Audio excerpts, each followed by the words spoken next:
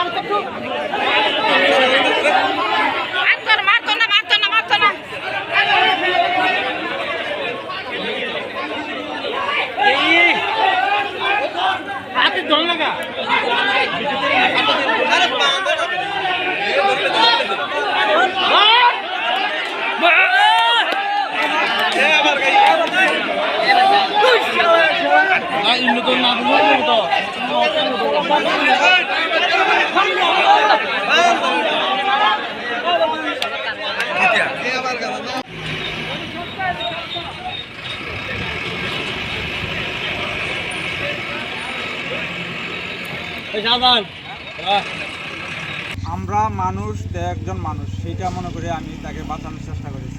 কি নাম তোমার? আমার নাম শাহজাহান। তো কিভাবে দেখছো এখানে উপরে উঠছে যে?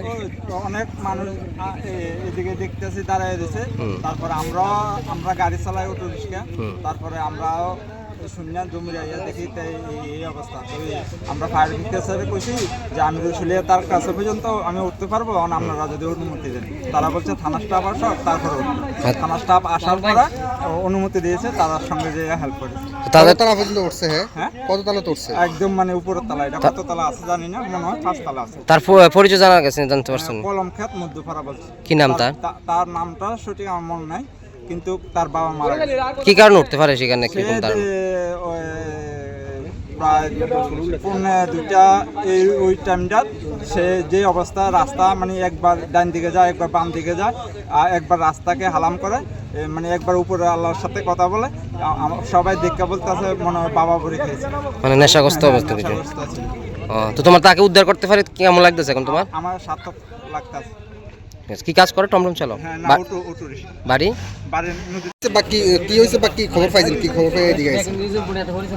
আমরা ইমার্জেন্সি মোবাইলে ফোন গেছে, সোনামুড়া বিল্লাল মিয়ার বিল্ডিংয়ের উপর একজন লোক আটকায় পড়ে আছে।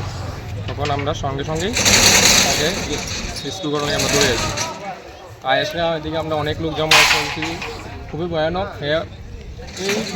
এই প্রথম 2 নাম্বার, প্রথম 3 নাম্বারে গিয়েছে আটকে হেরে খুব ভাইটাল দিয়েছে, আমরা রাখছি এখানে। তো পরবর্তী সময়ে আমরা রূপ আইন আসে হেরে আমরা লোকের সাহায্যে এবং রেড ডক্সের তারা ফায়ার সার্ভিস থানা মিলে আমরা রেস্কিউ করে নামাইছি। কি নাম তার? তার নাম হচ্ছে রুবেল হোসেন। কি কারণ উঠতে পারে কোন জানতে পারছেন? সম্ভবত সে মনে হয় নেশাগ্রস্ত অবস্থা ছিল। বাড়ি কোন জায়গায়? একবারে কলম ক্ষেত। আপনাদের ফায়ার সার্ভিসে এখানে কি নেট জাতীয় বা এমন কোনো কিছু রিস্কুর জন্য নেই নাকি? আমরা দেখলাম দীর্ঘ সময় আপনারা এসে দাঁড়িয়ে ছিল। এখানে নেটের কোনো ব্যবস্থা নেই, আমাদের শুধু রূপ লেডার এগুলি আছে। আপনারা উপরে জানিয়েছেন কিনা যে কোনো মুহূর্তে ইমার্জেন্সি মুহূর্তে আমরা কীভাবে আপনারা এই প্রক্রিয়া চালান, কাজ চালান? এখন আমরা স্যারের সঙ্গে কথা বলবো, তার সঙ্গে কথা বলে আমরা উপর লেভেলে আমরা আলোচনা করবো, আমাদের নেটের ব্যবস্থা করা হয় ইমার্জেন্সি দরকার। আপনার এই রেস্কিউর মধ্যে এই ছেলেকে উদ্ধার করতে, রুবেলকে উদ্ধার করতে কতটুকু সময় লেগেছে আপনাদের? প্রায় আমাদের 1.5 ঘন্টা সময় লেগেছে। ঠিক। কীভাবে উঠতে পারে আপনার কাছে কি ধারণা হচ্ছে? সে কীভাবে উঠছে এখানে তো আমরা কোনো অপশান দেখতেছি না। তারপরে সে সম্ভবত বিল্ডিংয়ের কোনো কায়দা নিয়ে সে আস্তে আস্তে আস্তে করে সে উপরে উঠেছে। অ্যাকচুয়ালি আমরা রেড ক্রস সোসাইটি আসার আগে আমরা দেখছি এখানে ক্রাউড জমা হয়ে গেছে অলরেডি। ফায়ার সার্ভিসের কর্মীরা চেষ্টা করতেছে এবং লোকাল যারা বয়স আছে তারাও চেষ্টা করতেছে। তারপরে আমরা মোটামুটি মাঝামাঝি অবস্থা থেকে যে রেস্কিউতে অংশগ্রহণ করছি বা রেস্কিউ করা হয়েছে, এখানে বোঝা গেছে যে আপনার একটা মেন্টাল ডিপ্রেশনে আছে।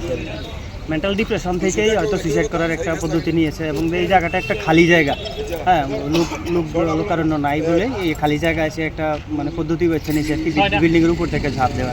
তো এইসব রেস্কিউ দেখতে আমরা দেখছি অনেক কিছু নেই, তাকে রেস্কিউ করার মতো ফায়ার সার্ভিসের কাছেও নেই, তোমাদের কাছেও নেই। কি কি সামগ্রী প্রয়োজন হয় এই যে রেস্কিউ উদ্ধার করার জন্য? অ্যাকচুয়ালি নেই বলতে এরকম কোনো বিষয় না, আছে কিছু কিছু জিনিস আমাদের সাব ডিভিশনাল ডিজাস্টার কন্ট্রোল রুমে আছে।